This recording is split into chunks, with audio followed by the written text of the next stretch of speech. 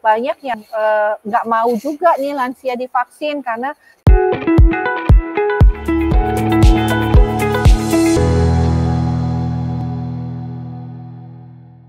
Jadi sebenarnya saya penasaran untuk cakupan vaksinasi lansia saat ini kondisinya bagaimana, Dok, di Indonesia? Nah, kemudian ini ada pertanyaan dari Pak Andi di Depok yang juga berhubungan. Dok, kira-kira bagaimana meyakinkan lansia untuk divaksin lagi? Karena mungkin masih banyak yang takut atau bosan udah 2 kali divaksin. Ada juga yang capek bolak-balik ke tempat vaksin. Silakan, Dokter. ya baik Dokter Atira. Jadi memang sulit ya meyakinkan lansia untuk divaksin ya.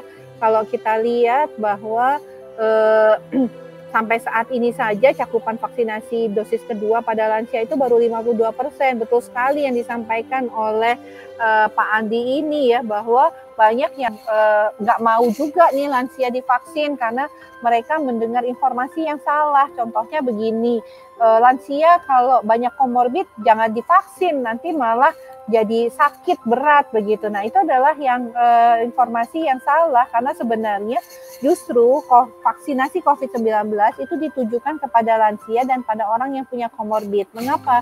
Seiring dengan pertambahan usia dan adanya komorbid, terutama komorbid yang tidak terkontrol dan berat, maka resiko tadi kematian dan keparahannya juga meningkat dan tinggi sekali, bisa sampai dengan 5-6 kalinya dari usia non-lansia. Nah, yang kedua adalah karena hoax tadi ya, karena salah informasi. Kemudian yang kedua, lansia itu ada yang mungkin di dosis 1 mengalami efek samping lah ya, kalau kita bilang ada demam, sakit-sakit, ngilu-ngilu seluruh badannya, akhirnya jadi takut-takut untuk dosis kedua. Nah, padahal iya betul, padahal ya Dok, kita sudah tahu bahwa manfaat perlindungan daripada vaksinasi, terutama pada lansia, itu luar biasa. Makanya lebih baik kita divaksin dan merasakan sedikit lah gejala-gejala efek samping, karena gejala efek samping itu kan hilang kan Dok dalam 2-3 hari. Jadi manfaat daripada vaksinasi itu jauh lebih besar daripada keluhan efek sampingnya. Jadi menjadi penting bahwa para lansia untuk segera mendapatkan vaksinasi. Dan bahkan sekarang perlu saya sampaikan ya, bahwa pemerintah kan tidak lagi menunggu jenis vaksin yang sama ya.